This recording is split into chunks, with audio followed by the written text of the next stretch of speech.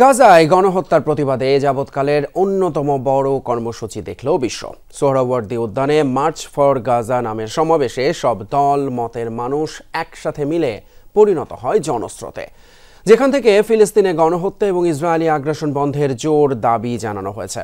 পাশাপাশি মুসলিম দেশগুলোকে ইসরায়েলের সাথে অর্থনৈতিক সম্পর্ক ছিন্ন করার আহ্বান জানানো হয় সমাবেশ থেকে। 65% পর্যন্ত বিদ্যুৎ সাশ্রয়ী হাইসেন্স এসি। হাইসেন্স সব মত পথ মিলেছিল এক গন্তব্যে, এক ঠিকানায়, ঢাকার ঐতিহাসিক সোহরাওয়ার্দী উদ্যান।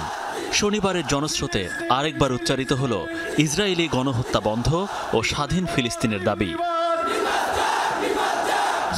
ছিল না আনুষ্ঠানিক কোনো উদ্যোগ, বক্তৃতার ফুলঝুরি, সবার কণ্ঠে শুধু ছিল প্রতিবাদী স্লোগান। মঞ্চ থেকে ভেসে আসা গানের কথায় ফিলিস্তিন একদিন মুক্ত হবেই, ধ্বংস হবে সাম্রাজ্যবাদীরা।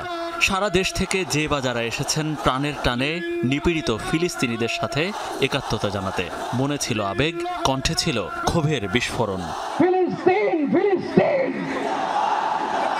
আল কুদুস আল কুদুস। সকাল থেকে মিছিলে মিছিলে লাখো লাখো জনতা হাজির হন সোহরাওয়ার্দী উদ্যানে। জনস্রোত উদ্যান ছাড়িয়ে ঢাকা বিশ্ববিদ্যালয়, শাহবাগ, রমনা এলাকায় অবস্থান নেয়। নির্ধারিত সময়ে বিএনপি, জামাত, এনসিপি, ইসলামী আন্দোলন, গণ অধিকার পরিষদ সহ অন্য সব রাজনৈতিক দলের কেন্দ্রীয় নেতারা আসেন মঞ্চে। ফিলিস্তিনের পতাকা হাতে মার্চ ফর গাজায় একাত্মতা জানান সবাই। ঘোষণাপত্র পাঠ করেন আমার দেশ পত্রিকার সম্পাদক মাহমুদুর রহমান। মুসলিম উম্মার প্রতিনিধিত্বকারী সর্বধর্মীয় নিকট দৃঢ়ভাবে আহ্বান জানাই, এক, ইসরায়েলের সাথে অর্থনৈতিক, সামরিক ও কূটনৈতিক সকল সম্পর্ক অবিলম্বে ছিন্ন করতে হবে। দুই, জায়নবাদী রাষ্ট্রের বিরুদ্ধে বাণিজ্যিক অবরোধ ও নিষেধাজ্ঞা আরোপ করতে হবে।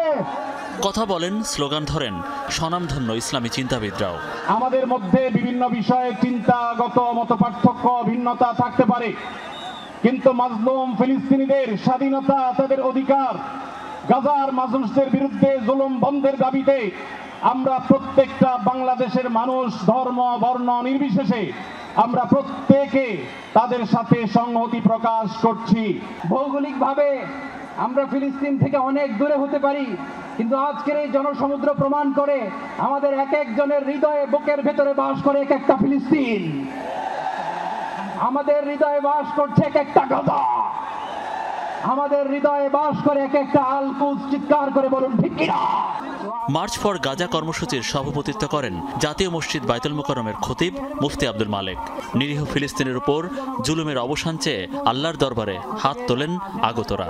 এ সময় তাদের ফরিয়াদ ও কান্নায় ভারী হয়ে ওঠে আশপাশের পরিবেশ।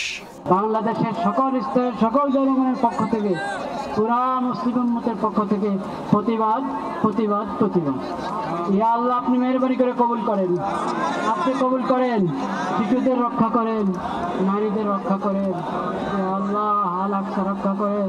অনেকেই বলেন বাংলাদেশ থেকে প্রতিবাদ করলে হয়তো ইসরায়েল বা আমেরিকার কানে কিভাবে পৌঁছবে। তারপরেও মঞ্চ থেকে ঘোষণা আসলো, যে ঘোষণাপত্র আসলো, তাতে বাংলাদেশের পক্ষ থেকে জানানো হলো একটি সর্বদলের সর্বমতের একটা সুস্পষ্ট প্রতিবাদ। মনিরুল ইসলাম, যমুনা নিউজ, সোহরাওয়ার্দী উদ্যান, ঢাকা।